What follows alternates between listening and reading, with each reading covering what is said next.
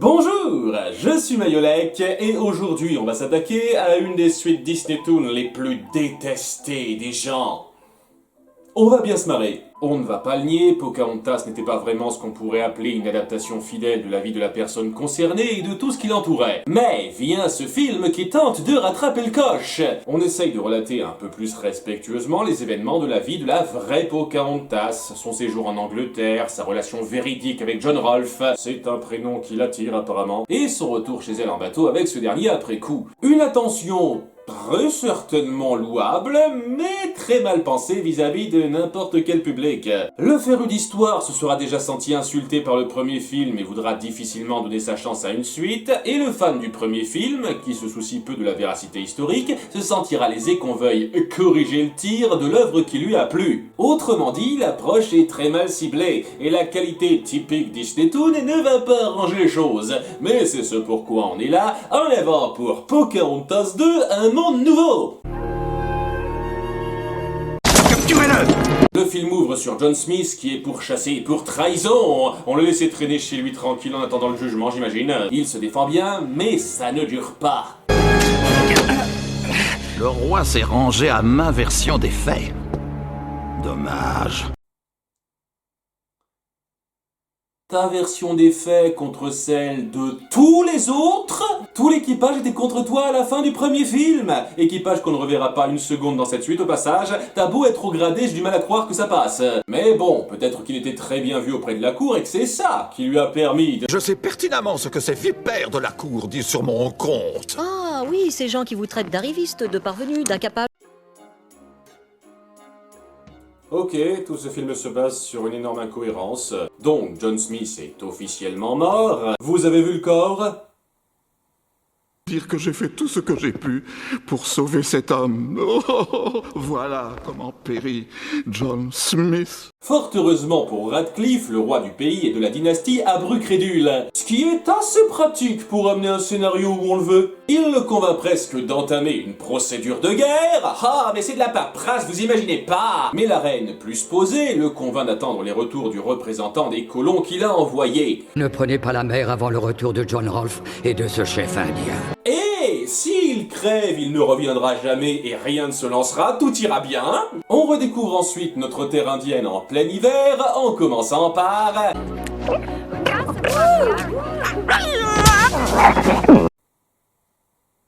Parfaite première impression, changez rien. Pocahontas fait des siennes, comme dans le premier film, avant de se faire rappeler à la réalité.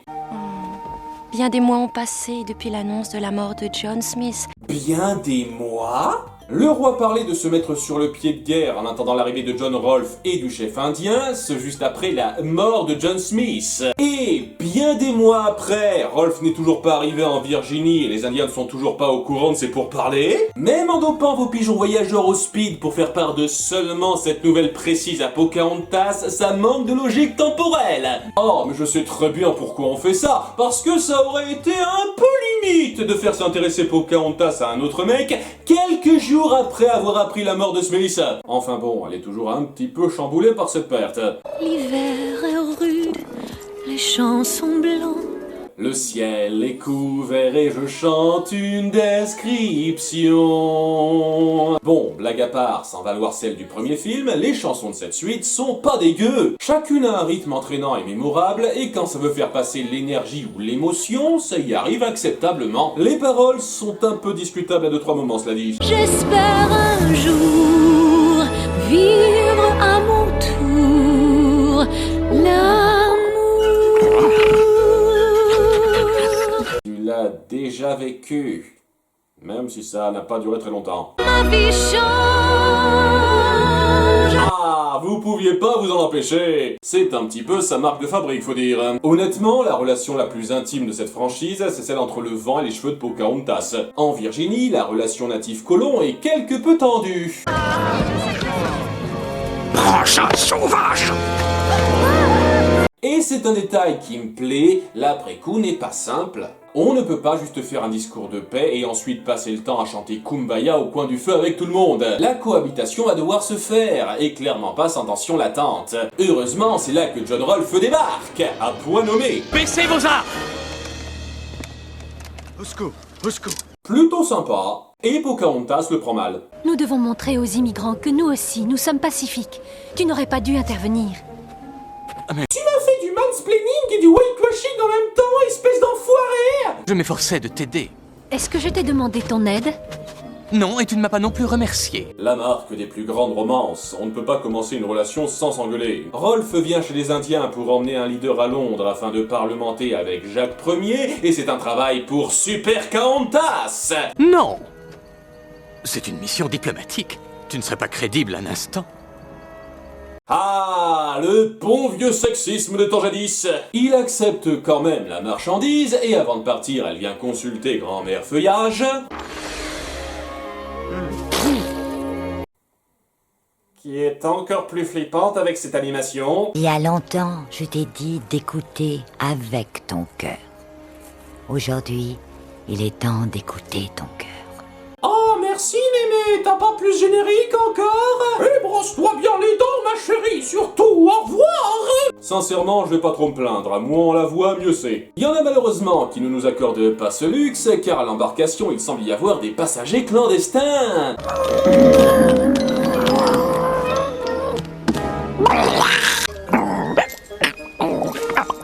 Ah ah ah. Putain. Oui, notre trio d'animaux préférés s'invite goulûment dans ce film pour nous servir du bon gros gag remplissage moisi régulièrement. Je veux dire, au minimum dans le premier film, ils faisaient légèrement office de parallèle. Et c'était naze, mais au moins il y avait un pseudo-but à leur présence. Ici, ils sont juste là pour capter le petit mioche de 4 ans qui aurait du mal à suivre un scénario parce que c'est trop compliqué. Le plus grave, c'est que ça atténue le moment de départ de Pocahontas. On a des au revoir très touchants, en plusieurs temps, qui prennent bien le temps de poser l'émotion. D'abord avec son peuple, puis sa meilleure amie, et enfin son père.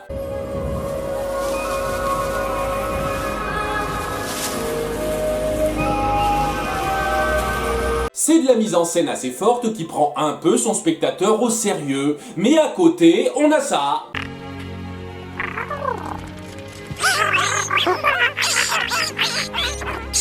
Une maîtrise de ton incroyable. Et en parlant de remplissage, quelqu'un d'autre accompagne Pocahontas, un Indien nommé Utamatomakin. Voilà, il ne parle pas, il ne contribue à rien dans l'intrigue. Il se bat un peu en tant que garde du corps, mais l'histoire aurait facilement pu faire sans lui. Ça reste un meilleur personnage gag que ces trois-là, cela dit. Après le voyage, qui aurait honnêtement pu durer largement plus longtemps, vu ce qu'il est censé signifier pour le rapprochement de nos deux protagonistes, c'est là que Pocahontas découvre Londres émerveillée et émerveillante, comme on le montre à travers ce léger plagiat de la chanson de Belle. C'est le bonheur et c'est la joie pour vous et moi.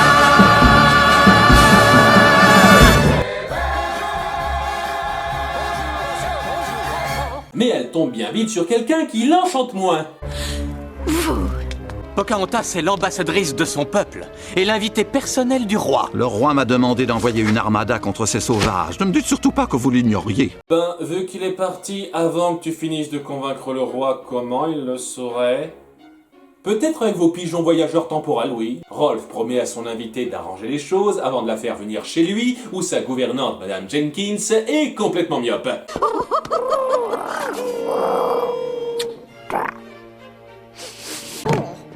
Oh, Johnny, tu as besoin d'un bain. Et arriéré pour confondre le gabarit d'un raton laveur avec celui d'un être humain, ce qui ne l'empêche pas de faire ses tâches ménagères sans porter ses lunettes. Et nous avons un autre personnage gag juste là pour le remplissage. La folie ne s'arrêtera jamais, chers spectateurs. Rolf vient parler au roi pour le convaincre de discuter avec Pocahontas, mais Radcliffe suggère autrement. Je vous suggère de l'inviter au bal annuel. Elle regagnera la Virginie en ayant assisté à des agapes royales. Si cette fille n'est pas une sauvage, que peut-elle bien avoir à craindre? Quelle merveilleuse idée! Ok, en dépit des problèmes de cohérence autour de Radcliffe, j'aime beaucoup sa fourberie dans ce film. Toutes les manipulations et les coups bas qu'il fait montrent qu'il est dans son élément, et ça fait de lui un méchant intéressant pour l'histoire. J'irais même jusqu'à dire que ça le rend plus dangereux que dans le premier volet grâce à ça. Je sais, un truc que je trouve mieux fait que dans le premier film, quelle hérésie. Donc, Pocahontas doit assimiler le protocole britannique, ce qui signifie savoir s'habiller comme un clown et faire des pas de danse. Ouais, c'est tout ce qu'on lui apprend dans ce montage. John Rolfe. Comment me trouves-tu? Charmante, dans tes sous-vêtements. Elle portait moins de vêtements quand elle était en tenue indienne. Grâce à moi, vous serez une lady ce soir. Sincèrement, tu l'as vu ma vieille? Elle a pas besoin de corset. Au bal annuel donc, qui au passage tombe plutôt bien, vous imaginez s'il avait fallu attendre 6 mois. Pocahontas stresse un peu, mais sa camarade de fonction l'aide à se détendre. Bienvenue en Angleterre, Pocahontas. Merci, votre grâce. Au risque de vous décevoir, là aussi c'est une chose que j'aime bien. Cette façon de montrer le roi frivole et la reine, sa femme, qui chapeaute au mieux derrière, ça fait un bon effet, en amenant quelques subtilités sur comment le pouvoir se gère pour une femme à cette époque. Je ne pense pas que ce soit fidèle à ce qu'étaient Jacques Ier et Anne de Danemark, mais c'est une représentation intéressante du pouvoir en place. Bref, Pocahontas se détend et tout semble bien se passer, mais c'est sans compter le rat du coin qui a prévu un petit numéro avec ses laquais prestidigitateurs. Méfiez-vous des apparences. Clairvoyance et complaisance. Les choses ne sont pas ce qu'elles semblent. C'est le sujet qui nous rassemble. Ou plutôt sorcier, parce que c'est de la vraie magie ce truc-là. En tout cas, ils font apparaître un ours enchaîné sur scène pour une petite torture de divertissement. Sire, je vous en prie, elle ne peut pas comprendre. C'est grotesque. Tout le monde aime voir les ours se faire martyriser. Ah, c'était vraiment la belle époque. Et bien entendu, comme le méchant l'escomptait, notre indienne ne le prend pas très calmement. C'est vous, les véritables sauvages. C'est vous et votre peuple qui êtes des barbares. Plaît-il? Sinon, concernant la paix entre nos peuples, je voudrais dire... Arrêtez-la! Donc, Pocahontas est promptement arrêtée avec Utamatomakin. C'est ça, et la nouvelle ne tarde pas à arriver aux oreilles d'un étrange homme encapuchonné. Ce qui est un détail qui m'a toujours fait délirer. Vous pensez vraiment ne pas vous faire remarquer en portant ça? Qui êtes-vous? Que voulez-vous? Le contact de la non-suspicion, ou l'art de savoir inspirer confiance. Honnêtement, j'adorerais voir l'échange qui se passe juste après, mais on va plutôt couper sur la prison où cet homme mystère aide à libérer Pocahontas, et il s'agit de John Smith. Je m'y attendais tellement pas. En fait, j'aurais largement préféré qu'il reste mort pour le principe de ce scénario, mais on en parlera, parce que déjà on va avoir nos deux John qui s'amuseront à jouer un qui pisse le plus loin.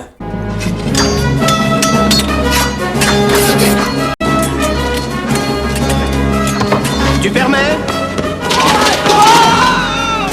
Qui c'est qui a la plus grosse? Vraiment très élégant. Enfin bon, il s'échappe des lieux, ce mec est en train de l'éviter là, puis il discute de la bonne marche à suivre, et devinez qui n'a pas la bonne? Ce n'est pas en se faisant tuer qu'elle les sauvera. Qu'est-ce que tu suggères? Qu'elle les abandonne? Tu préférerais qu'elle meure pour eux? Ha ha! Ce type s'est rebellé contre l'autorité de son camp pour défendre un peuple. Mais après une petite introspection sauce perso, oh oui, le vent caresse-moi plus fort, notre héroïne prend la décision juste de se reconfronter au roi. Tu es folle! Dis-lui qu'elle a perdu la tête. Tu as perdu la tête. D'accord. Et c'est quoi votre plan d'action sur le coup? On fonce bêtement par la grande porte. Garde! Garde! Waouh! Finement pensé, une bonne chose qu'il n'y ait que 2 gardes, contrairement au bal. Et bien entendu qu'on va prendre le temps d'écouter celle qui vient de s'évader et de faire violemment irruption, même si cela dit, un seul argument suffit. Radcliffe m'a promis que j'étais mort. Suis-je un fantôme? Donc, en gros, t'avais qu'à dire que Radcliffe a tenté de te tuer pour arranger les choses.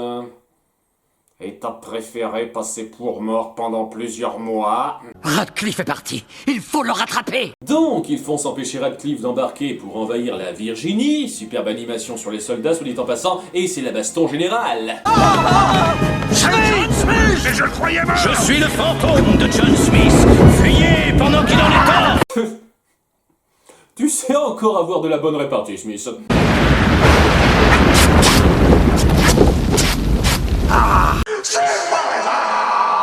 Et suite à un peu d'action empotée, l'embarquement est annulé et le méchant est arrêté. Plus de mensonges, Radcliffe. J'ai décidé d'arrêter d'être con. Bref, tout s'arrange et... John Smith, quel retour héroïque! Je vous remercie, Milady. Comment vous êtes toujours aussi séduisant. Vous êtes rien. Vous n'avez pas du tout Monsieur changé. Smith, vous êtes extraordinaire! Pocahontas décide que son cœur va à John 2 et John 1 le prend plutôt bien. Je te souhaite sincèrement d'y trouver le bonheur. Mon cul me fait un peu mal tout de suite. Mais, au drame de dernière minute, elle n'arrive plus à trouver Rolf pour lui avouer ses sentiments. Va-t-elle devoir repartir en Virginie sans jamais le revoir? Un jour, peut-être, reviendrons-nous à Londres? John! Je me suis caché pour te faire la surprise. Et si j'avais pas voulu être avec toi? Je serais reparti à la nage, je pense. Que c'est romantique. Donc, notre héroïne et son second mec partent vivre en Virginie, où ta machin truc reste en Angleterre parce que ces quelques scènes de sourire ont démontré qu'il a totalement adopté l'endroit. Quel arc de personnage, mes aïeux! Et Pocahontas est morte de maladie lors du voyage de retour chez elle à l'âge de 22 ans. Mais ça, les amis, c'est une autre histoire. L'histoire avec un grand H. En ce qui concerne celle-ci, au risque de vous choquer, je l'ai trouvée pas si mal. Malgré tous les soucis que j'ai pointés, remplissage gavant, facilité scénaristique idiote, le concept de base est plutôt bien pensé, c'est assez attachant de voir notre héroïne découvrir ce nouveau monde pour elle avec des émotions très variantes, et pas mal de scènes et dialogues appuient bien le conflit diplomatique mis en place. Ma chère, vous êtes ravissante. Je ne vois même plus votre vraie nature sous ce maquillage. Espérons que je ne suis pas le seul. Je trouve aussi que vous cachez bien votre jeu. En dépit des grossièretés loin d'être anodines, ça parvient à rendre le tout pour moi relativement correct intrinsèquement. Sauf que ce serait oublier qu'il s'agit de la suite d'un film préétabli, et en ça le rend nettement plus discutable. J'ai déjà noté l'incohérence par rapport à Radcliffe, et je compte à peine pas mal de détails du premier opus passé à la trappe. Mais le pire problème, c'est évidemment... Ce n'est pas ce que tu voulais, c'est ça? Autrefois, nous suivions le même chemin.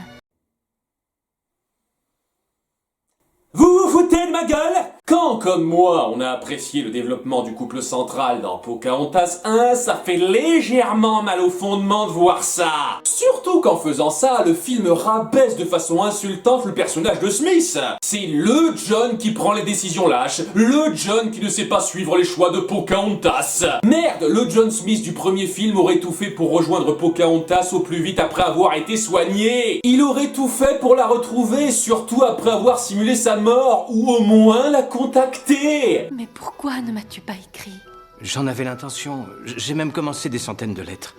Pocahontas, tout ce qui importe, c'est que nous soyons à nouveau réunis. Ouais, balai la question, connard. Et je n'ai rien contre le personnage de John Rolfe, mais si vous vouliez les mettre ensemble à partir de l'histoire du premier film, fallait faire un développement en béton là-dessus. Mieux mettre en place l'éloignement entre Pocahontas et Smith, limite en le faisant vraiment mourir, mais ce serait trop demandé à Disney Toon. Appuyer plus en détail les étapes de rapprochement entre Pocahontas et Rolfe, et pas faire du putain de remplissage avec ces 3 tas de poils pubiens. Et en dépit de ces bons points, ça en fait une suite assez crispante pour les fans du premier film, qui représente mine de rien un peu le premier public ciblé. Pour la prochaine fois, je crois qu'il est enfin temps de revenir aux sources. C'était Mayolek, et n'oubliez pas d'être Disneyphile. Bienvenue à Londres, on dirait un an. Pour les étrangers, ils sont pas si étranges. Non, encore mort, oh non! Je l'ai fait exprès de dire que j'étais mort.